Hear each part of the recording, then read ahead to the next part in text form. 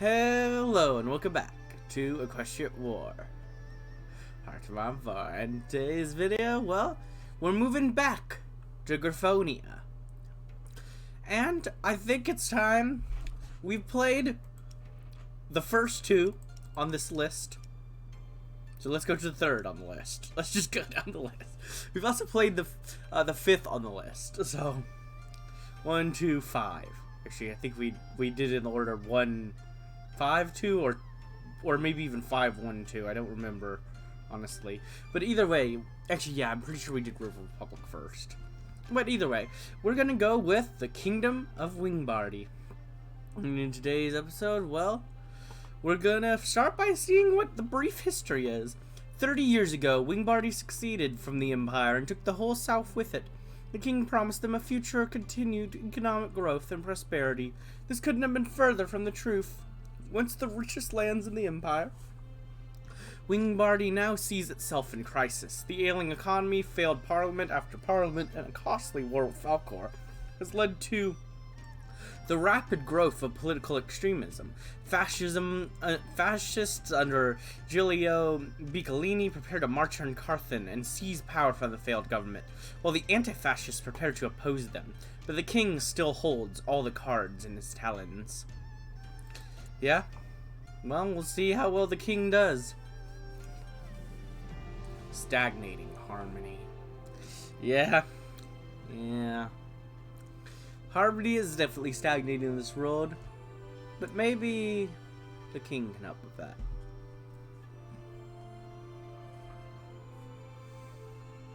Probably not. But it's fine. I know we gotta remove our hands because we don't have hands, or, I don't know. You know, not everybody's got hands. Come on, geesh. The kingdom of Wingbardy rose from the ashes of Corinthia, one of the successors of ancient Sparlios. The kingdom was established by Wingbard tribes which invaded from the north and seized the western half of Carthinia, while Falcorians took the east. Bitter rivalry between the two kingdoms soon arose, and fighting between the two seemed to never end. Eventually, it did stop, but only in 705 ALB, when Emperor Grove I came and subjugated them both. For centuries, Wingbardy was the crown jewel of the Griffonian Empire. Thanks to extensive overseas trade and imperial protection, it soon became one of the most prosperous nations on Griffonia, always being the envy of the north. The ruling Almuri dynasty did everything it could to maintain Wingbardy's autonomy, even as the empire tried to integrate the kingdom. This came to a head in 972 ALB, when King Gaberto died under suspicious circumstances whilst attending a party in Griffinheim. His son, the newly crowned King Garibald Talonuel III, demanded that the lords of Griffinheim and the imperial heartlands launched a full investigation into the incident. But the demands fell on deaf ears. In protest, Wingbardy officials succeeded from the Empire, taking its former allies of Toulouse, Equestria, and Arantiga with it. The Empire, due to the rule of the Regency Council and rising instability, was powerless to protest as more and more nations followed in Wingbardy's example.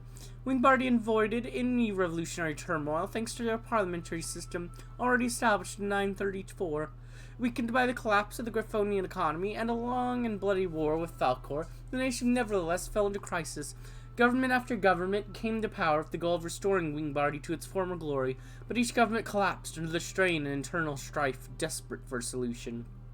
The Griffins of Wingbardy turned to more drastic solutions. The Partito Nacional Fascista, National Fascist Party, led by Giulio Biccolini, was swelled in numbers, especially among the disillusioned veterans of the Falcor War. Biccolini has called on a march for Carthan to seize power from the government to begin rebuilding the nation. Meanwhile, a coalition of anti-fascists have vowed to stop any such action. With the threat of civil war rising, the government has remained silent on the issue. But what they choose in the coming weeks will seal the fate of the kingdom. Whoever takes charge of the government, their priorities should be to solve the nation's economic hardships. Unemployment is rampant, and the once mighty industrial sector has fallen behind nations such as Equestria and New Maryland. These issues have also caused many of Wingbardy's best and brightest to leave the nation in search of fortune elsewhere. Finally, there's the issue of the Imparta North, whose leaders still look upon the Jewel of the South with envious eyes. I see. Well, we better prepare in that case. Alright, but first, let's see. Well, it's less likely for admirals, but I always check them anyways, because there's one time where I was like, wait, shoot, this admiral has a description. I'm sad I didn't read this at the first episode. So I always check. And we're going to see any of these guys special. Any of these guys that are to help us in our grand cause.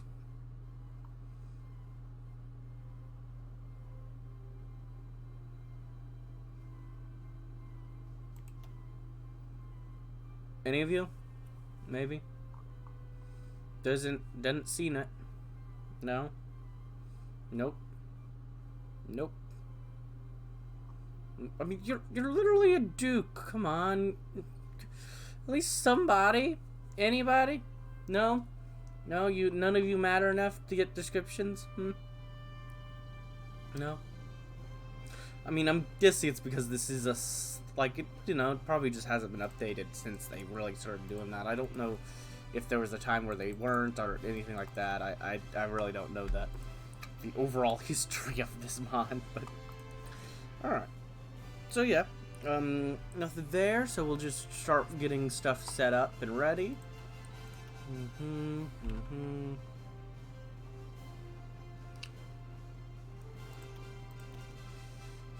You two would take way too long. You guys are quick, so I'll let you finish now.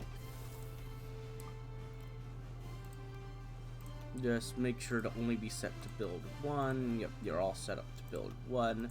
That is fine by me then, because you guys can just finish up. And then we can start building things I actually want to build. Like an overly large amount of submarines, as always. That is literally how I always play this game, so, yeah.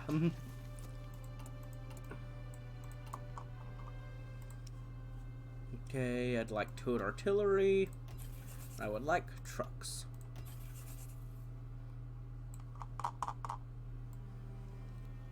All my basics are already researched here, which is nice. Very happy about that.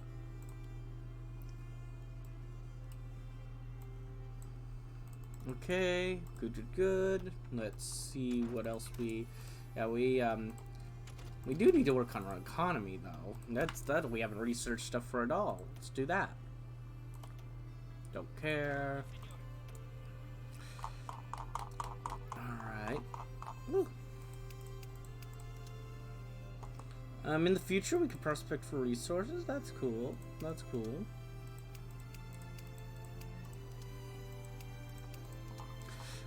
There's the altar of the fatherland, which I'm pretty sure, we're not,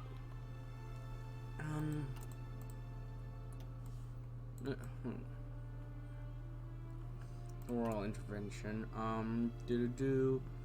meet with Piccolini via this, yeah, I don't think we're going to be able to do this one. I'm not sure, but we might. Either way, I'll go and read it. Built on the site of the ancient Carthian temple to Arcturus, the altar of the fatherland is a monolithic construction in central Carthan. The plans were first drawn up in 980 ALB, but construction did not start in full until 990 ALB, where the government approved the project after the victory in the Falkar War. The altar will be a large complex, acting as a memorial, tomb, temple, and monument to all Wingbardians. The Falkar War Memorial takes up a wing of the complex, and there of the tomb the unknown soldier resides. The central chamber is built from the ruins of the ancient temple of Arcturus. It is planned to be reconstructed as such. Finally, as the grand entrance to the memorial to King Gaberto is planned to be placed after King Garibald Talonuel III gave the architects his blessing. We also have the Wingbardian Mafia to worry about. The Wingbardian Mafia have long plagued the nation. However, in recent years, they have become an epidemic, affecting all Wingbardians. For many, they offer a stable alternative to the corrupt and inefficient government that plagued Wingbardy after the Falkar War. But their stability comes at the cost of violence and extortion. Many now wish to see the end of these criminal gangs, but it will be a difficult task to achieve. We also have the Parliament going on. The Chamber of Deputies is the lower house of the Wingbardian Parliament. It has a total of 535 seats and is made up of representatives elected from the constituents across Wingbardy, and from the government is formed. A majority requires 268 seats, which totally is not happening. Piccolini's March. Piccolini Blackwings are marching on Carthan to seize power. The king's army can easily deal with the rabble, but there's no denying his popularity, and his rhetoric might perhaps offer a way to escape the current political situation. However, he is a dangerous and wild beast, one threatening to destabilize the nation and destroy its parliamentary democracy. Prime Minister Ventura Goli is preparing to petition the king to declare martial law and crack down on the fascists. Meanwhile, the communists and socialists look on fearfully, and some say they scheme in the shadows. I mean, they could cause a civil war if they wanted to, so, yeah, a little. I mean, then they want to push the liberals out of power, like, you know, there's definitely some stuff going on for that. And then over here, like, Piccolini, like, look at all this stuff he'd do. He'd, like do all that stuff, and I think instead we should just declare martial law in this thing. I think that would make the most sense. Like, come on. But first, let's see who is our current leader. Gallo Ventriago.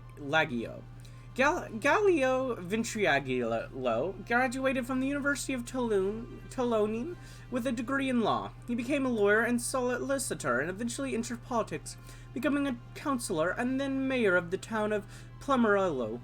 When the Falkar War broke out, he joined anti-war movements and denounced the conflict that would claim the life of his son, Giovanni Ventriago, who was shot down while on bombing mission over Falkor. In recent years, he was appointed prime minister after the collapse of the Gonami government. His outspokenness against Piccolini's fascist movement has led to many hoping for a quick crackdown of the Black Wings. You've got Garibaldi Talonuel III, known as the Soldier King due to his leadership during the Falkar War. Garibald Tarquil di Almoreri is well respected and beloved by the Wingbardian Griffins. In 972 ALB, his father, King Gumberto, was murdered in the Imperial Palace in Griffinheim while attending a party for the young Grover. The newly crowned Garibald demanded justice, but was given none. In protest, he severed all ties with the Empire, declaring Wingbardy to be independent for the first time in over a century. The rest of the Empire soon took Wingbardy's lead, quickly leading to the Empire's collapse. The first few years of independence was prosperous Wingbardy. However, a border dispute with Falkor in 985 led to 4 long and bloody years of conflict that scarred Wingbardy to this day. During the war, King Garibald was known to often visit the front line and had significant support among his troops. However, the years since the war have been only seeing Wingbardy's situation grown worse. Failed government after failed government, along with a crippled economy, has led to many Wingbardians demanding that he step in and find a way to resolve their situation. With the rise of fascism and communism, it has become clear that only he could decide Wingbardy's future. He sees his son, Gumberto, as a disappointment and secretly fears for the future of the monarchy unless his son can better himself. In the king's free time, he was an avid stamp collector. His collection of postal stamps is the largest in the world. Nice. We have a political deadlock. The Falkar War left the nation in a state of chaos. What was supposed to be a triumph quickly turned into a farce. So much Wingbardian blood was shed for only a few miles of Falkorian land, and a single city devastated by war. With the collapsing economy and the growing distrust of successive failed governments, the Wingbardian political system is in shatters, and few see how it can survive without reform or revolution. I mean, I don't know, that's a pretty nice city. I mean, we're getting a lot from it. Economic crisis. Wingbardy experienced rapid industrial growth during the last few years of the Empire. However, the collapse of the Empire and the long, bloody war with Falkor has left the nation in catastrophic economic decline. Now there's rampant unemployment. The Griffins of Wingbardy flock to the communists and the fascists, enticed by their promises of economic recovery and reform. We have a stilted education. Ever since the collapse of the Empire, our best and brightest have been leaving our country in search of better opportunities. Our schools and universities are suffering from chronic underfunding. Serious education reform is required if we are ever to rival Yale once again. We have an outdated army. Since our triumph in the long, brutal years of the Falkor War, it has become apparent that our pride in victory has come with some downsides. Our military is still rooted in the tactics that won us the city of Falkor, and has been reluctant to innovate using new methods. We will need to fix this if we are to face any threats to our nation's survival. Powerful Mafia. Doesn't have a description, but is also bad. And we have some cities around that have that do have lore. We've got Rorbert, the Proud One. Ever since its foundation in the post-Aaron Tegan era, Rorbert has been a bustling port city thanks to its location on the mouth of the Great Felino River.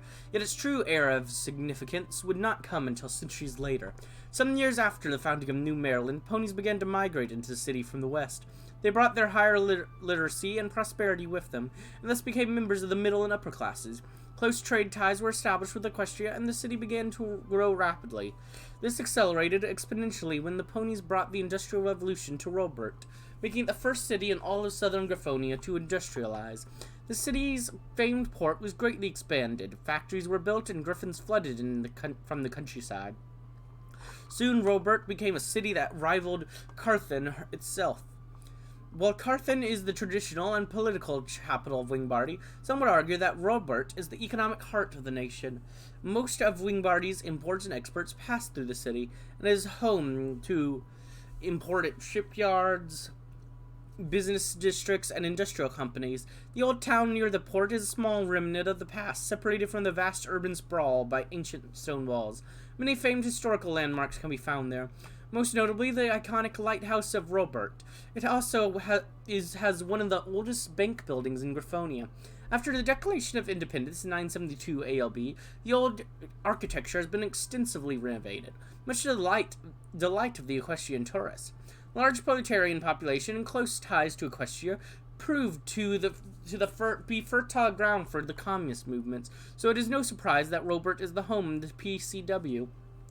The city's council has the highest proportion of leftists out of any Wingbardian city, and there have even been socialist mayors in the past. Yet in recent years, the Blackwings have been gathering support in the city, spreading propaganda that is aimed at the wealthy ponies.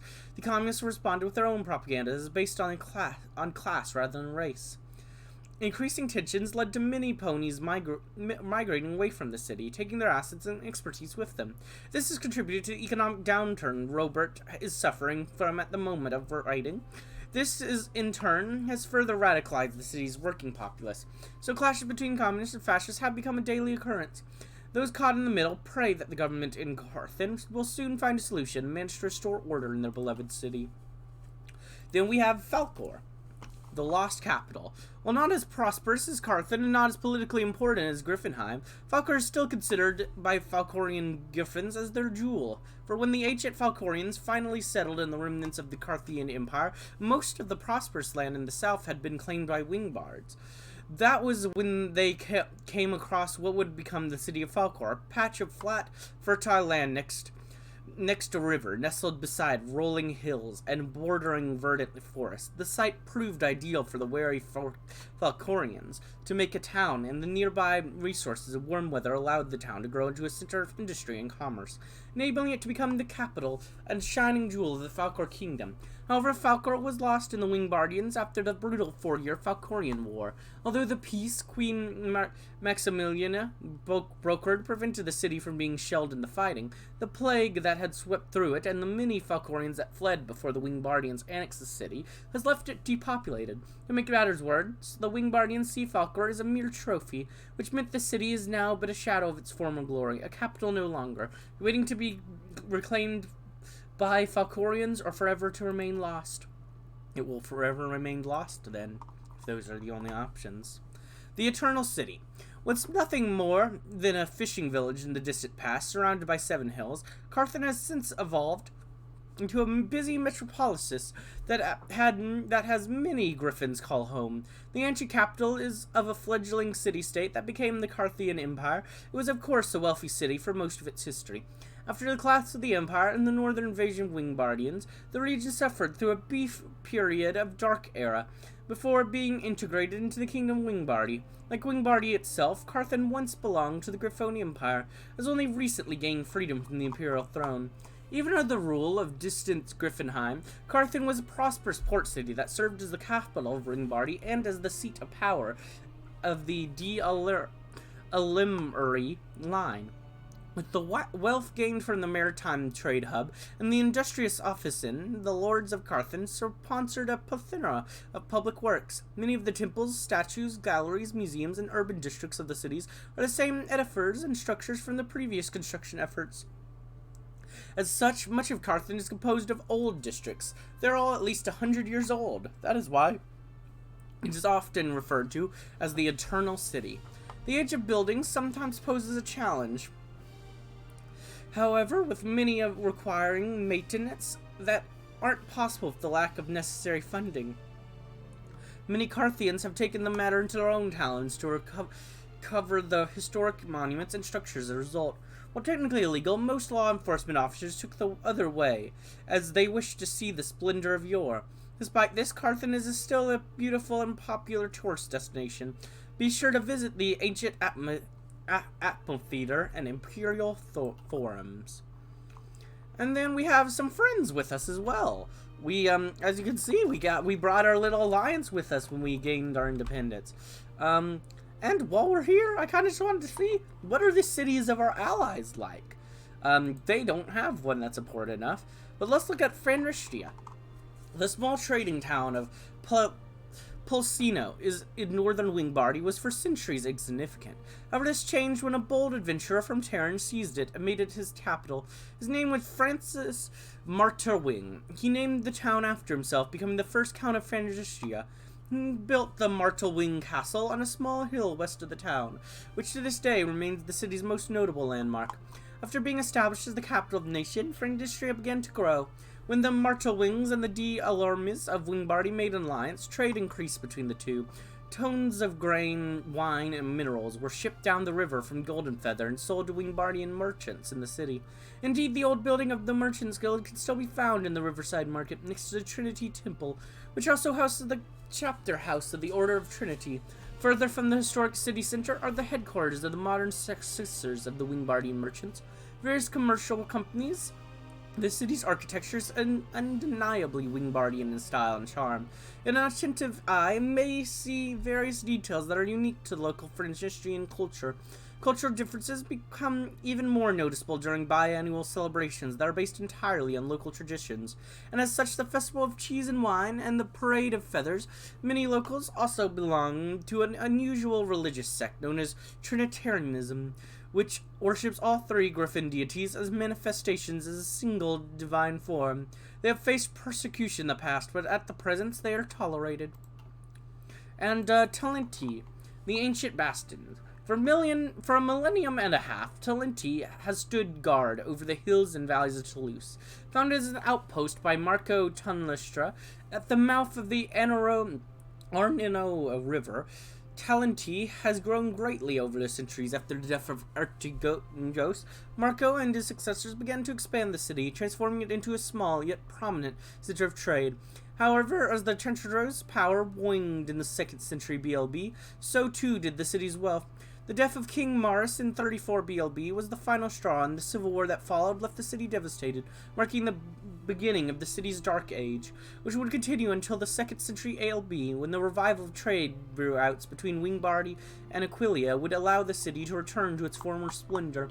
With the newfound prosperity would continue to increase with the unification of Toulouse under Giovanni di Cherubini in 602 ALB. And its designation as the new nation's capital. Toulouse peacefully submission to Grover I, and Toulouse's relative isolation from the rest of the empire meant that it remained mostly unchanged during imperial rule, and that very little Griffinonian influence found its way into the city.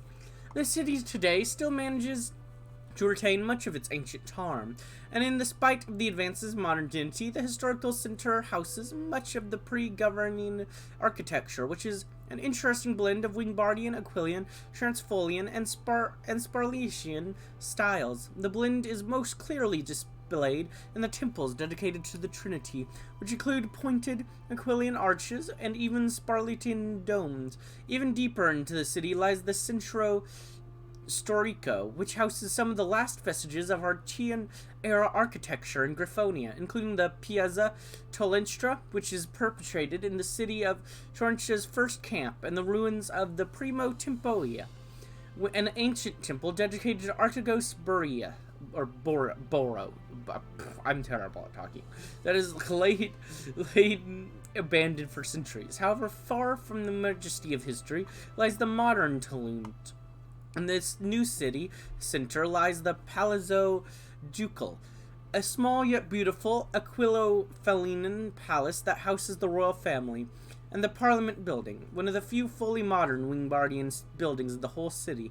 Surrounding them are some of the country's first skyscrapers, office blocks, and modern buildings, which bear some resemblance to those found in urban cores of Equestria and Robert. Beyond downtown lie vast suburbs composed of countless apartment blocks and slums that house the city's workers. This is Talent's dark underbelly, where the mafia thrives, socialists rule, and crime is rampant. Meanwhile, smokestacks and industrial blocks line the Arnio, pouring smoke into the sky and polluting the river waters as the city's burgeoning industrial sector continues to grow and expand. The city's peaceful appearance makes it hard to believe that it was the stage of one of the largest strikes in Griffonian history, as thousands of workers made their way down the streets to demand improved conditions. Although the marchers are now back at work, their impact can still be felt, as an uneasy tension hangs over the city. Although it has withstood countless invasions from the outside, it remains to be seen if Talent can survive trouble from the inside. And those are us and our allies' cities and how things are going on. But it's time to move on to the future.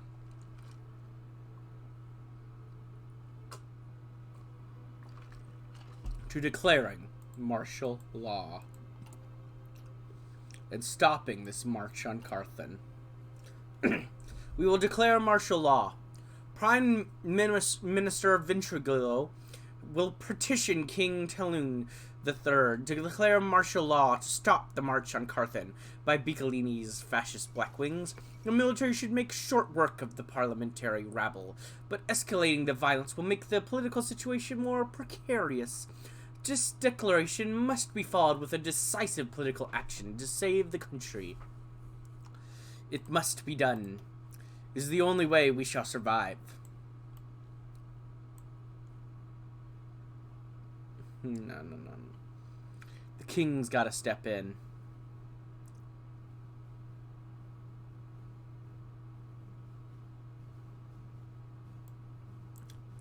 We've gotta have the king himself step in if we are to survive this madness. And even then, we could not. But it's the only chance we have.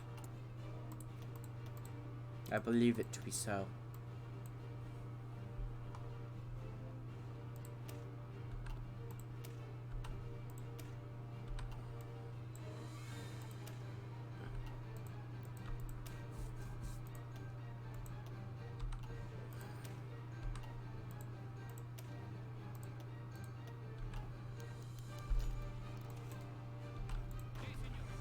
Okay,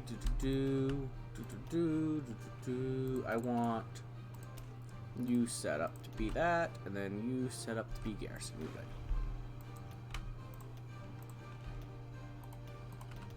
There we go. Good, that is what I want. The Gorillan family. Don Gorillini let out a breath of cigar smoke as he looked through the narrow gaps in the window blinds. If Biccolini gets power, then his black-winged thugs will sweep in here and whack us all, Gito said. He was sat on a long table behind the Don, along with Don's two other sons, Giovanni and Gaetano. I hear the communists are going to do something about it. Maybe we could play with them off against each other, Gaetano conscientiously asked. We won't work with no stinking communists, Don Galeno spat. The room went silent as he turned around and stood at the head of the table. The government is weak and ineffective. That's what gives us our power. The fascists and communists threaten to break that inefficiency and to go with one side or another. It's just inviting a stab in the back. We can only do what the rest of the nation is doing, waiting and seeing what happens. Giovanni stood and stared down his father. And what if Vicolini does win, father? His Blackwings are already marching all over our territory. When are we going to fight back? The family will survive. It always does. Yeah.